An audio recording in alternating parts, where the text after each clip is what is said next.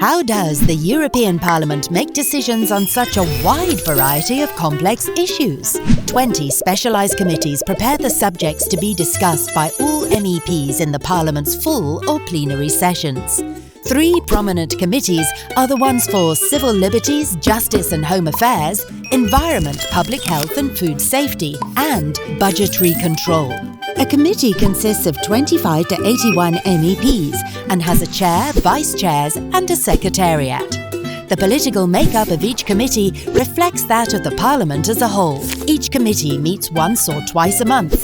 Meetings are held in public in Brussels. Committees consider and amend the legislative proposals of the European Commission and start the negotiations on these with the EU ministers. They also draft resolutions on topical matters. Parliament may also set up special committees to deal with particular issues or to investigate allegations of maladministration.